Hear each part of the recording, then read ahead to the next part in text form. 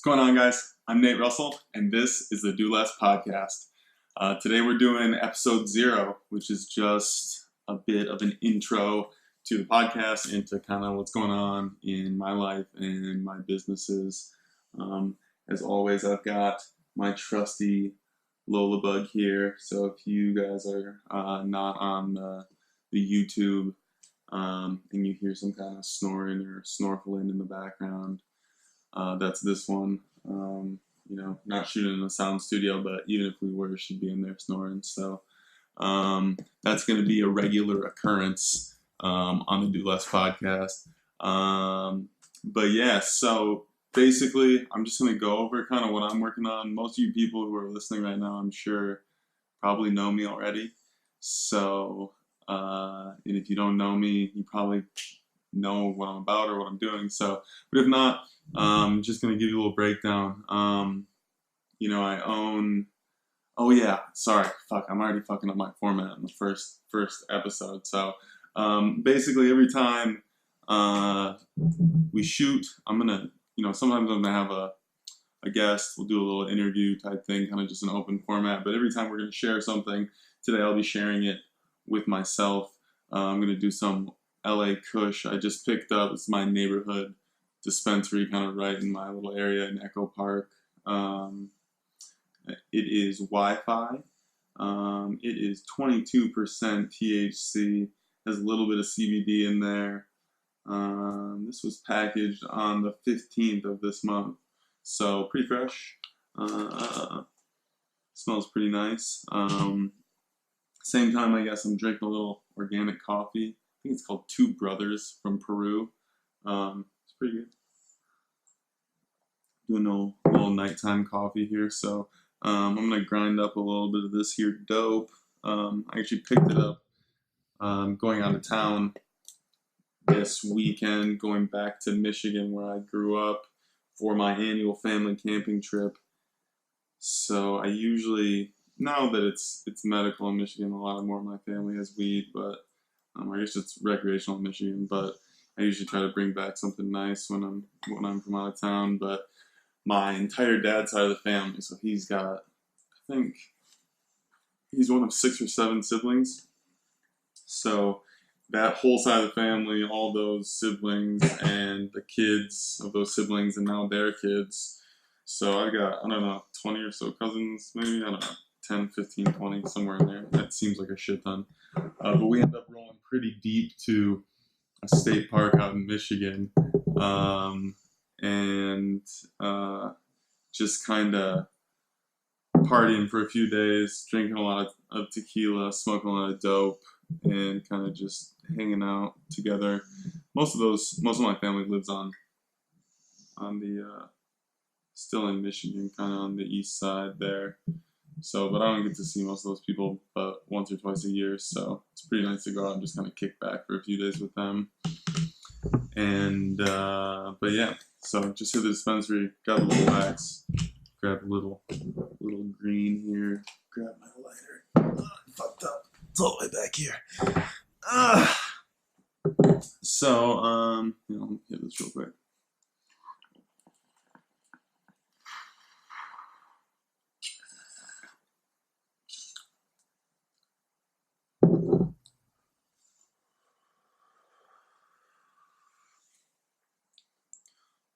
It's pretty good. It's kind of a cushy taste. It's called Wi-Fi. I forget if it was sativa or indica. It's got a good taste though. Pretty good punch. But yeah, so back to business here. So I own a few different businesses. They all kind of revolve around the same supply chain, which is small metal items. I do a little bit outside of that, but we kind of, we're bringing in items from Shenzhen, China, Guangdong area, so we kind of expanded out a little bit, and we're selling them in the U.S. So basically, I do 3 things. I do retail, wholesale, and custom. So basically, I have my own retail lines, a few different ones, and kind of streetwear, lifestyle brands, One is, they're all kind of different. And then I also sell those same brands wholesale. So we're kind of focused on that now, trying to get into as many stores as we possibly can. So I just hired someone who's kind of their main goal is just to go after wholesale accounts. So, and then we also have a couple salesmen who are just focused on the custom side.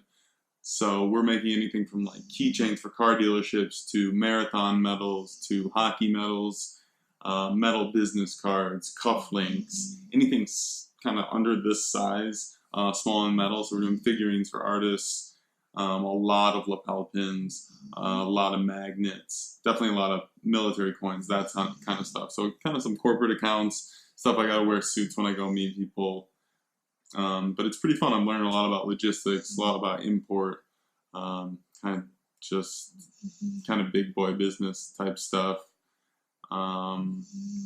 Spending a lot of time in China with that one. So, for the retail companies, I'm doing Sloth Steady, which is kind of my baby. A lot of you guys know.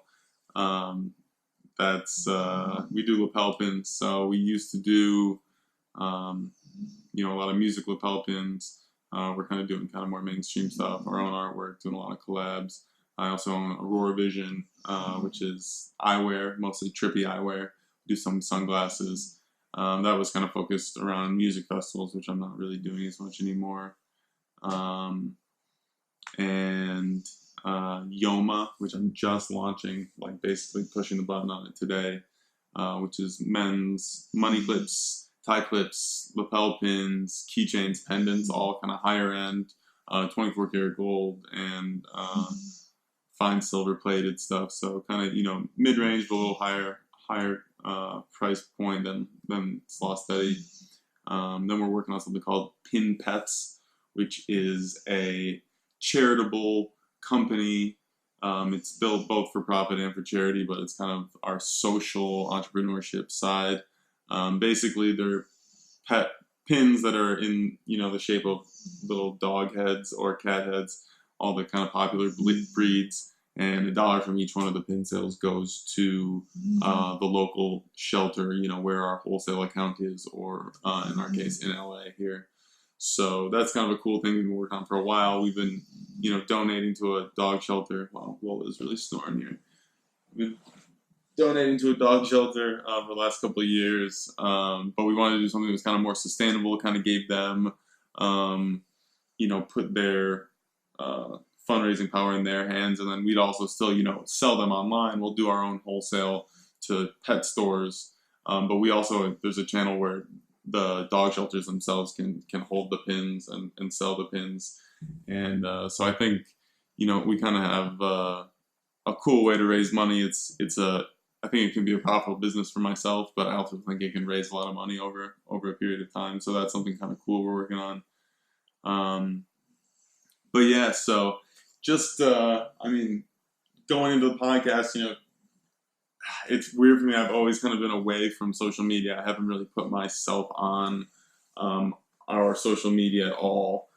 And, for Sloth Steady or Aurora Vision, my name hasn't been on anything. And I haven't really been on any of our socials or, have my name on the company or anything like that.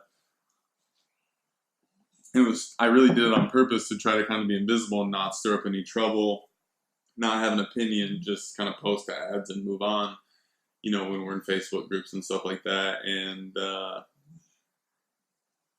some of that didn't really keep me out of trouble, which was, I can't talk about too much, but basically we ended up, kind of in a legal fight right now, which hopefully is resolving soon, but, with a former partner, business entity partner, so a festival we were partnering with, basically, a statement was made that we in our opinion, caused a lot of damage to our company, so we ended up suing this festival. But, I can't say too much about that, but, keeping myself out of the limelight, it didn't really prevent any backlash from landing on me when the dam broke. So, aside from seeing a negative, I've not seeing really any negative now to kind of putting myself out there. I think, I've kind of always wanted to be a writer. I went to school for writing. I dabbled in English and botany, but I started it as a creative writer, and that's what I wanted to do. So this is kind of the modern day, like, gonzo journalism, I guess, or like really indie. There's, podcasting, or, people with YouTube channels are kind of running their own little media company and kind of putting what they want out into the world. So I kind of dig that side of it. So I'm really just kind of, enjoy that side of being like a content creator and being a writer in some way, even though it's spoken, and try not to say as much, but so I'm just going to really talk a lot about my businesses, because that's what I do most of the day. I'm going to, talk a little bit about my personal life, about the challenges I'm kind of going through. I want to just be as honest as possible. And, I'll probably talk about some things in the news and that in society that I'm kind of interested in. And, probably half the time, maybe less, I don't know. We'll see how many people I can get to come on and talk to me. But we'll be interviewing people. I think that'll be really interesting. I know a lot of, pretty cool people who are doing cool things. Some really inspiring people, and I travel enough that hopefully I can, push myself. Another reason that I'm doing the podcast is just kind of work on my networking and just kind of build the amount of people on my not roster, but who are on my squad, and put myself out there to meet people, ask people to be on the podcast, interview people, learn from people, be a better listener. And so all those things I think I'll benefit from, doing the podcast. So hopefully you guys enjoy it. And hopefully I enjoy it. I plan on, trying to do a bunch of them and just kind of seeing where it goes. I don't have really any big expectations with it, but for you guys, those of you guys who know me, definitely shoot me a line and let me know what you think of it. If anything's weird or wrong, or annoying, just, if the snoring is just unreal and I can't edit it out. Maybe Lullaby will have to sit like this or something for most of the podcasts. Yeah. So another reason I'm kind of doing the podcast is I'm really interested. I've been an entrepreneur for a while. I haven't had a real job in 8 or 9 years, 10 years. So,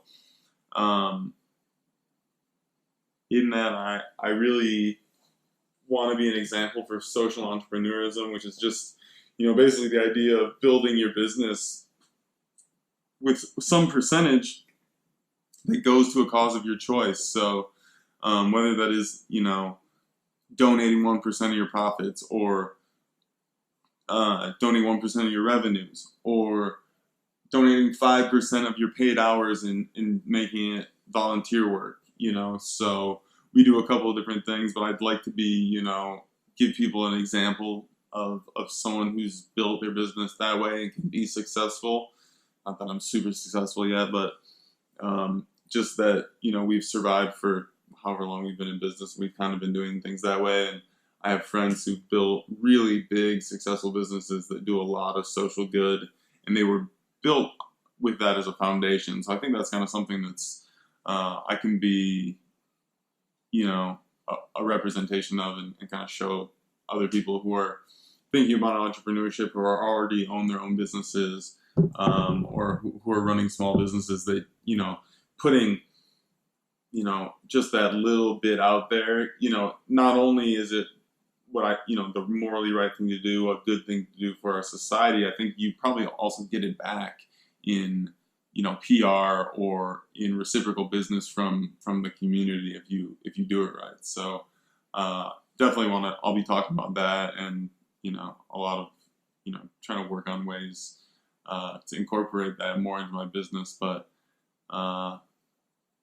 and kind of last reason that I'm kind of doing the podcast is I think I do some pretty cool stuff. I think my team does some really cool stuff. I think we design cool things. We got some really cool collaborations coming up. We travel to cool places. maybe we don't have as much fun as we used to when we did a lot of music festivals and traveled all over, and maybe we should have. Oh God, we shouldn't have videotaped any of that. So it's probably better we didn't have a camera on us during those times. And now that I'm an old, settled man with my sweet young babe here, now I can be a little more honest to the camera instead of hiding fucking half of what we're doing. So yeah, definitely just think we do cool shit. I want to kind of share that with you guys, and it'll be cool to kind of open up a channel with, maybe not our customers, but just people in our community and people I know, to communicate new ideas and new perspectives with. So I kind of see it as like an open channel. I'm not just gonna, or hopefully I'm not just gonna like spit stuff out into the world, but hopefully I'll kind of get things back from who's ever out there listening, which will be something exciting. And yeah, so kind of for this episode, I'm really, just kind of like I said, going over what I've been working on recently, what kind of my businesses are.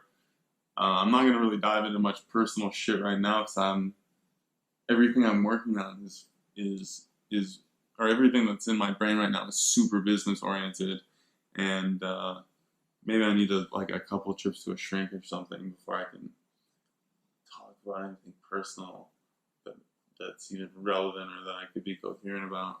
But and shit, man, right now, tonight's like there's a debate tonight, but I can't fucking talk politics right now. So I'm just gonna pretty much just talk about business and shit, man, roll through. This won't be as long as the ones coming up where we're doing interviews. Those ended up pretty long. So, but I'll be doing a mix, like I said, alone and with people on the other side of the mic. So, just kind of going back, I guess I won't go all the way back, but, I grew up like in a small town in Michigan. I'm pretty privileged. I think I wouldn't say my parents were rich at all, but we were middle class, maybe ended up upper middle class by the time I was a little older. But they both went to college. They were super supportive. I have great relationships with my parents. I have great friends that I've had since like sixth grade, really close friends. That a lot of close relationships and added a lot of really close friends since then. I had a scholarship to college. I've just been super lucky my whole life. I'm extremely lucky, and had a pretty privileged, easy life so far. So, and I've had the luck to be born with a safety net that's allowed me to kind of take chances in business, and the freedom to explore starting businesses and to kind of, even though I opened some of those doors myself, the work ethic, the perspective, all those sort of things, and like the kind of fearlessness that was all given. It wasn't something I had earned. It was all given to me by my parents or built into me. And so I try to be as conscious of that as I can, and just, I'm so lucky. Like, I can't say it enough. Like, everything I get to do is really fun. The people I get to work with are incredible. The family I get to go back to tomorrow is amazing. And, I have an incredible girlfriend, and, yeah, I'm a lucky dude. It's pretty awesome. So, I haven't always felt that way, when I was younger, but now I try to be pretty conscious of that all the time, that I'm just a lucky fucking dude. So, yeah, like I said, I grew up in a small town, played a lot of sports and shit, tried to do good in school, did pretty well, I guess. And, I went to school in Humboldt State. Like I said, it was botany and English, majored in both. And I grew a lot of dope. I pretty much moved out there to grow weed. On that note, I'll take another hit of this Wi-Fi.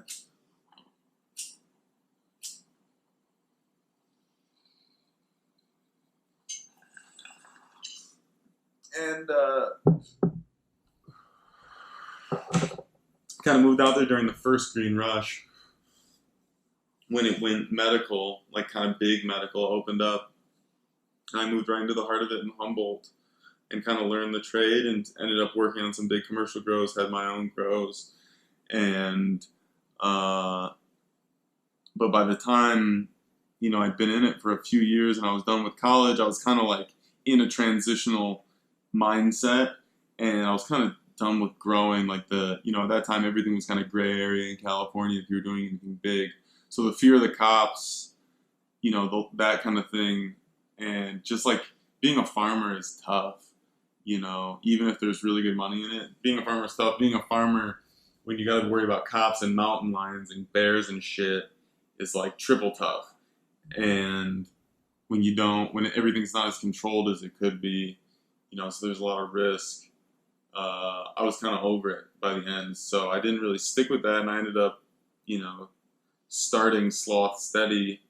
I won like a business plan writing competition, so I had to write a business plan and give a couple presentations on it. Ended up winning money that started the business. So basically, it was built around music festivals, and so from 2012 to 2016, 2015, I was really just banging out a ton of music festivals with my best friends, running around for a few years, just doing as many music festivals as we could, setting up basically a pop-up shop at music festivals, selling our line of lapel pins and clothing.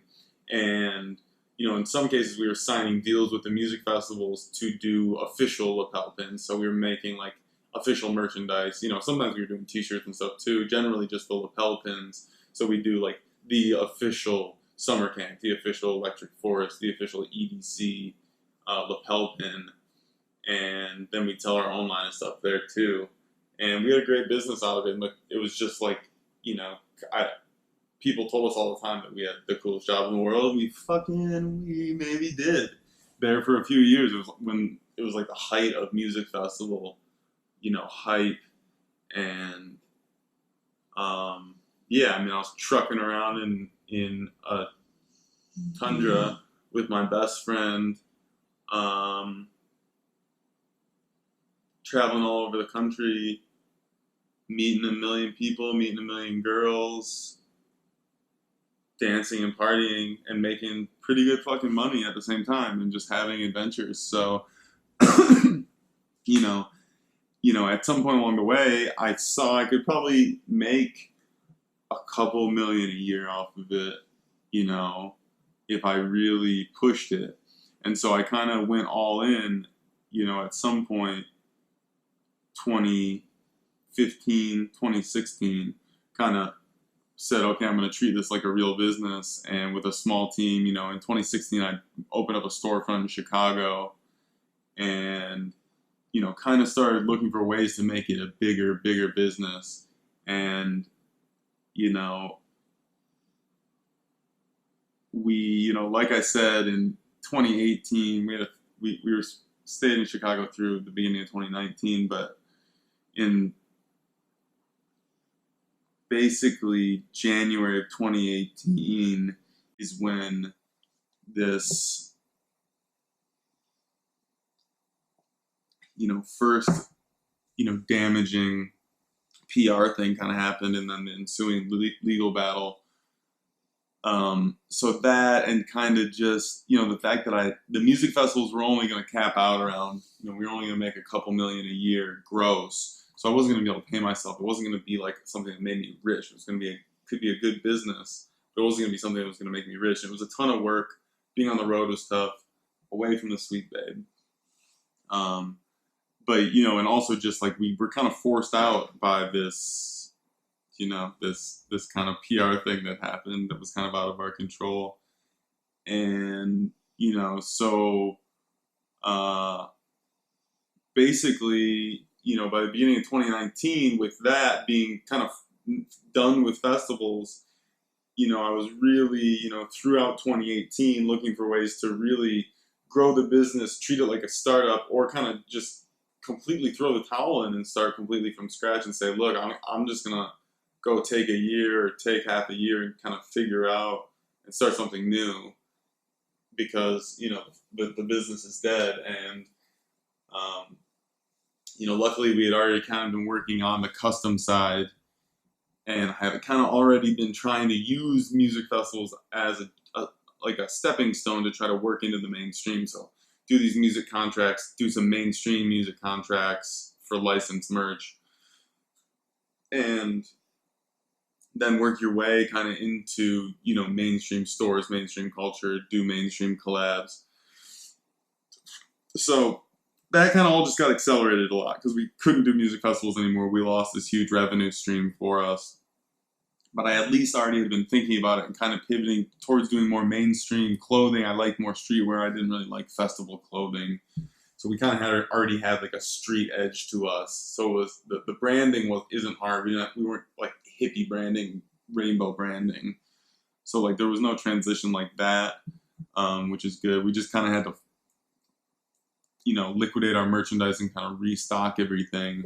And, at the same time, I really doubled down on the custom side, which is kind of our bread and butter now, and is really our big revenue stream.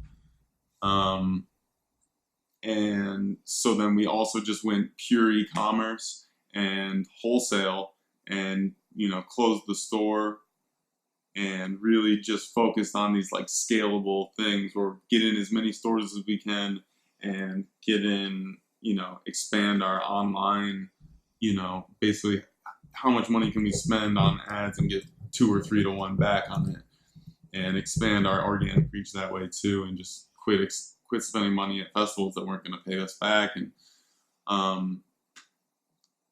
so we're doing pretty well now. I sold a chunk of the company, 16%, and kind of to get through this legal fight and kind of so we could take that step and expand and kind of treat it more like a startup, put some money in these 3 established revenue streams that we have and kind of go. So I'm feeling pretty good about it.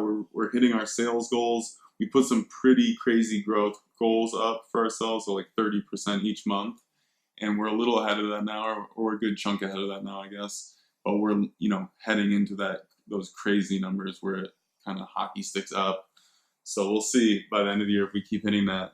But I'm excited. We're working on a lot of new things. So, right now, basically, I'm working a lot on hammering out communication with China, with our factory in China. We built our own ERP system. Shout out to Cole Reese, who built our ERP on Google Sheets, which is a pretty awesome platform for a lot of things if you're not using it. And so it's basically a way for us to store our orders that have been placed by the factory, and we can all kind of see it in real time. So he built that for us. It's a pretty cool tool. So we're working on integrating that. We have a new client management system as well, like a CRM, and we're also launching a few new product lines on the custom side, and we're launching, kind of right now, where everything that we've been working on to transition away from music festivals is kind of coming to a head right now. So the custom stuff's been popping off pretty well for a few months, or I guess almost a year. We've had some big clients that we've signed. We're doing some real volume now there. Sloth Steady, we've got transitioned, over to this new market we want to do. We still are waiting to really refill our inventory with this new kind of mainstream stuff. So we have some really cool things coming out in the next, basically 2 weeks, 3 weeks, some cool collabs, and just some really inventory expanding stuff. And we're doing a Bob Ross collab. We're doing a street artist called Junkyard, who's pretty awesome. Who actually did this tattoo. We're doing a collab with him. USC and UCLA we're doing collabs with. We're doing some Banksy artwork collaborations. Some pretty cool stuff. And then we're launching Yoma, the menswear line, and the lapel pin that's kind of right now, all within the next month.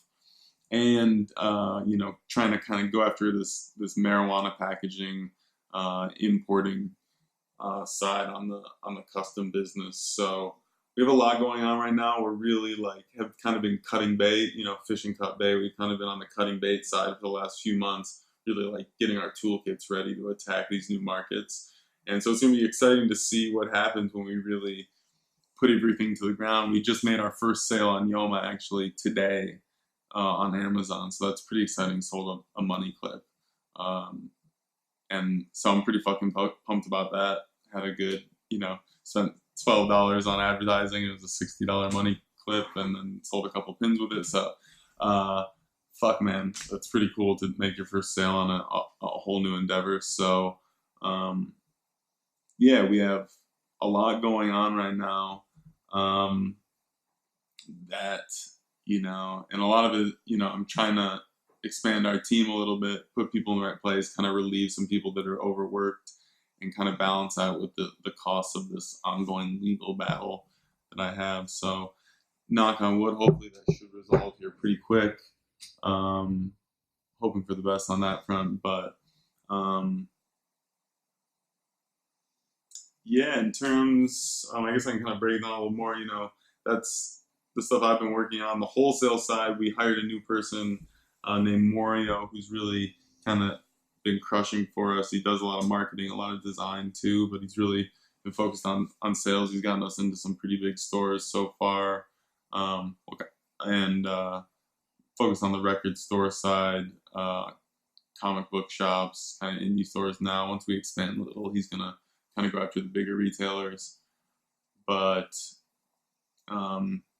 he's also going to be heading up Yoma and Lapel Pin Pets, where we see a lot of those were lines that were kind of designed for wholesale more than Sloth studies. So we'll see what he can do with those. Wholesale's really, we haven't even tapped into it yet. It's been something that we've wanted to work on for a long time, but doing music festivals, like all our inventory got sucked up by each festival. We reorder. We're in this kind of cycle with doing, a huge chunk of our yearly sales just in one weekend. So it's cool to do this kind of scalable, predictable growth thing. And wholesale, I think, will be a nice backbone to that if we can continue to build that client list up and keep offering new things to them. So on the custom side, we're doing a lot of marathons, a lot of hockey and sports medals. Really trying to do military coins. That's been a tougher end to crack into. And now we're offering packaging. So doing a lot of, marijuana packaging, kind of specialized packaging. So incorporating a metal piece, so a custom like dabber goes in the packaging with your gram of dab. So cool stuff like that.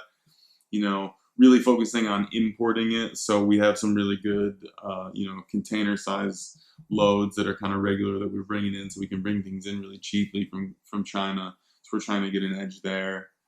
I'm not gonna just like bore you with a ton of that shit, but yeah, I'm really excited about what we got working on right now. It's like it's kind of transitioning. Over the last few years, been going from this fun thing that was in music festivals. It was just like running off my friends and like fucking kind of riding this wave to like, okay, now this wave is like some real money, and riding that and like trying to make it bigger, and then kind of now seeing, okay, if we're just a clothing brand that does music festivals, how much money can we really make unless we become LRG or Supreme or that's like the big money, and that's what I want to go for.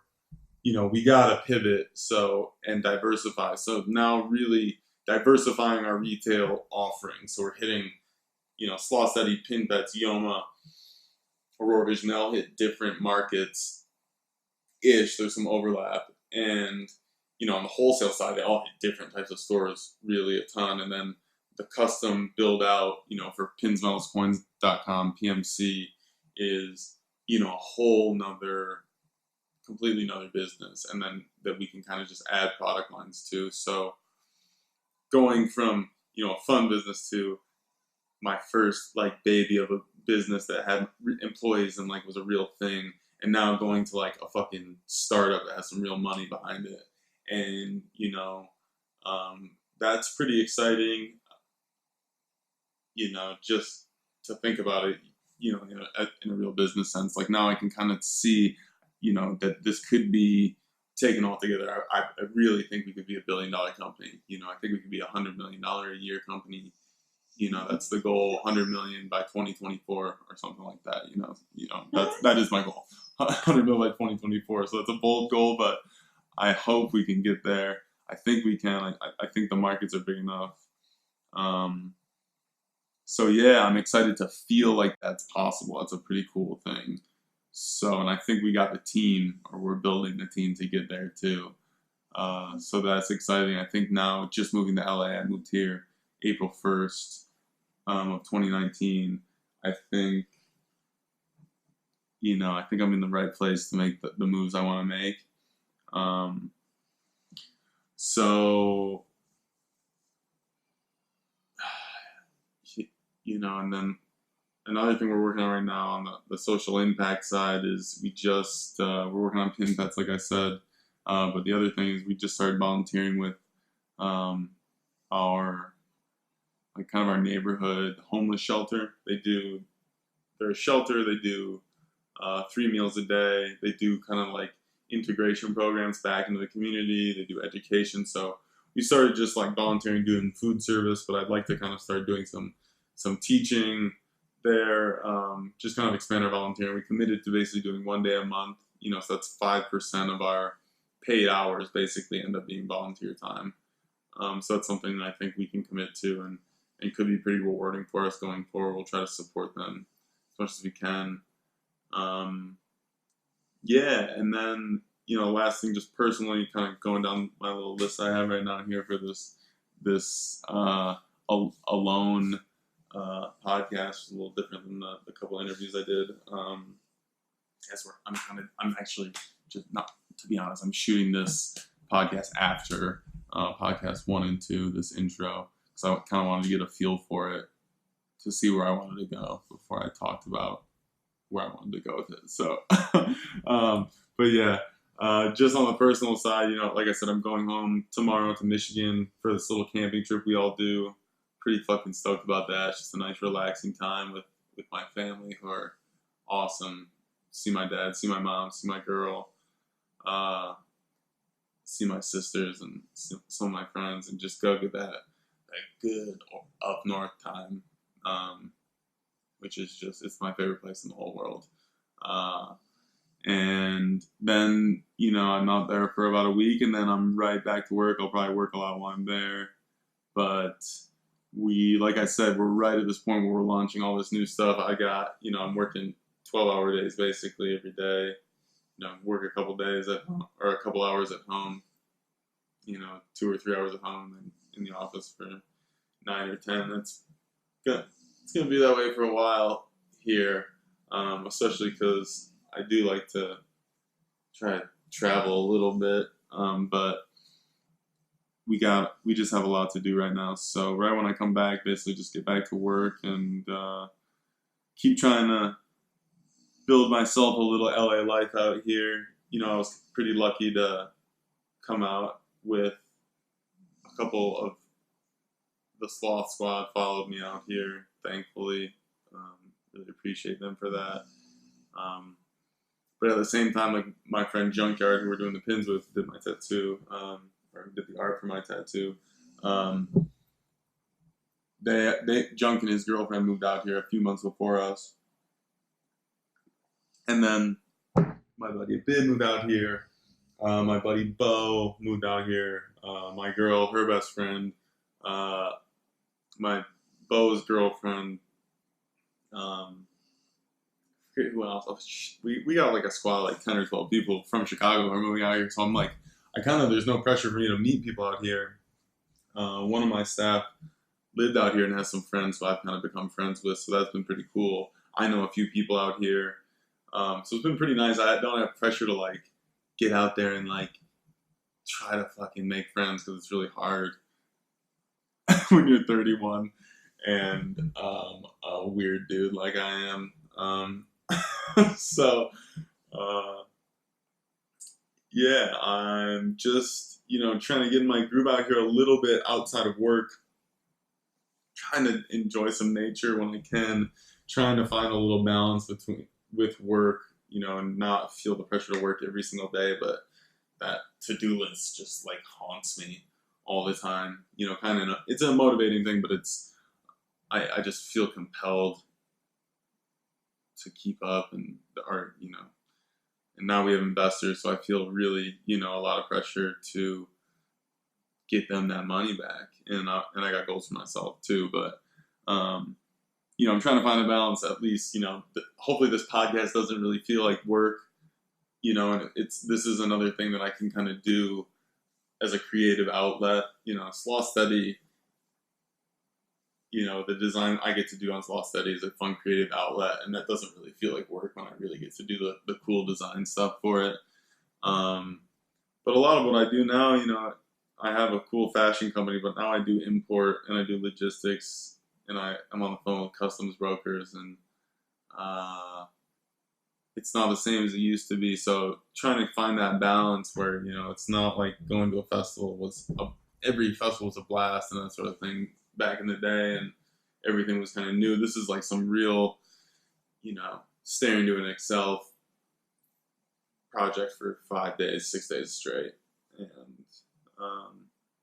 I got audited last year, and now I'm in a lawsuit. So shit's real. So trying to find that balance out here has been a little tough because I'm so motivated being here, and everyone's hustle is so fucking hard in LA. So that's been like pretty inspiring, but it's like I just want to work all the time. There's so many people networking, and even when I go out on Saturday night and I'm going to an art show, it's like I feel I want to meet the people there, and there is a business end to it, and like they're out to meet people on the business end, and like wherever you go, it's fucking shaking hands, and it's dope.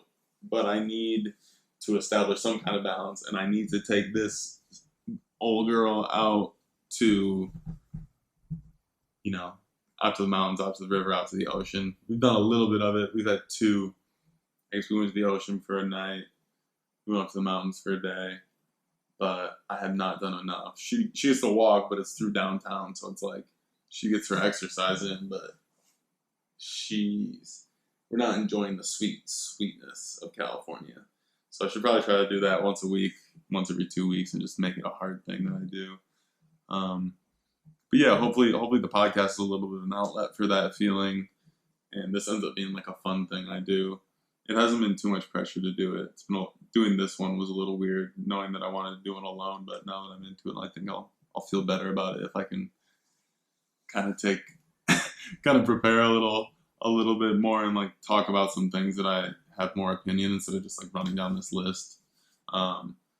But it'll be fun to interview people. I've definitely, the first 2 interviews I did, I'm really excited for, that are the next 2 episodes.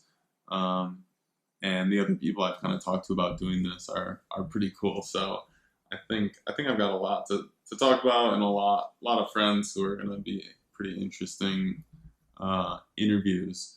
So yeah, I don't have a ton more to talk about. There's not too much else going on in my life besides fucking work right now, which is super boring. I'm sure. I mean, there is other shit, but like I said, none of it's really on the tip of my tongue or right in the front of my brain right now, because I've just been so involved in this shit. But it's been fun to do it. I love work. It's my I fucking love to work. Yeah. Beyond that, I guess just one little shout out. In just basically, we had a suicide kind of in not my super close friend circle, but 1 degree, away from that. But someone I knew, an artist I know or knew who was just an awesome person. And, I don't want to talk about it too much just out of respect, but, and also just, in my family, there's been some mental health problems. And I don't know exactly what I want to say, except just like be good to each other and like listen out for each other and listen for those signs and like be active about it because, you know,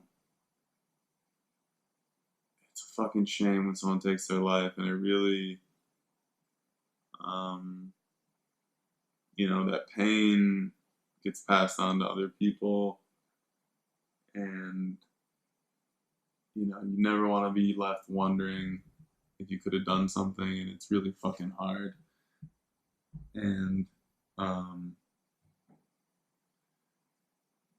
yeah, man, just we'll always be thinking about you. I'll never forget you, man. I didn't get to know you for that long because you're an LA dude, and I met you last year in April when you did a tattoo for me. But just fuck, man, if you're listening right now, sending the best to you, and you got a lot of people thinking about you, and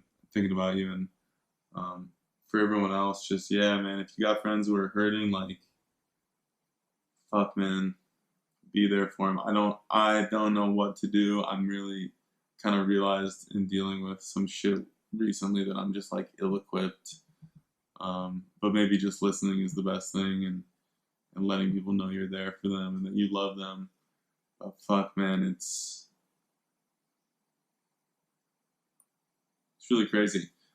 And but fuck, man, we're here one moment, we're gone the next, and just be thankful for what you got and be good to those people that you love and tell them you love them. And shit, man, I don't want to leave on a bad note. So what else? Fuck. I just wanted to just say that because it's, you know, it's being thankful is always something I'm try to be ever conscious of, but you know, that means kind of always having the other side in the back of your head, you know, that, you know, nothing's guaranteed, and that, you know, that part of that means like your friends' lives aren't guaranteed. So if you can do anything to kind of support them if they're going through hard times, you know, do what you can. And but yeah, fuck, what's some good stuff that's going on so we don't end this way? Shit. Yeah, what else did I talk about? I don't know. I mean, fuck, man. Yeah, I guess we'll just leave it on a somber note then. But yeah, if you want to just hop on to the next couple podcasts, they're pretty fun. And like I said, I'm really looking forward to doing this. If you are listening, I'm fucking stoked you made it this far through one episode. What are we at right now? 48 minutes or so? That's fucking crazy that you've been listening to me talk this long. Like, absolutely nuts. And like I said, I'm going to post this video on YouTube. If you're watching, I'm going to put the podcasts hopefully on iTunes and Spotify. And then hopefully you can like also link to them on my website, the Sloth Studies site. I'll put them on Instagram. But wherever you find them, or just hit me up on the Instagram. I'll try to, maybe I'll make a post for each one or something. You know, let me know what you think. If the audio quality sucks, if something's wrong with it, if you want me to talk about something, if you want me to interview someone, if I do something that's annoying, if I talk about something insensitively, let me know. Most of you are probably my friends. You can do it in a blunt way. I'll be a little not offended, but I'll be defensive about it for sure. You know that. But I'll listen to you. And yeah, man, I'm fucking stoked. Do Less Podcast, episode 0, out. Thanks for listening. Thanks for watching. Peace.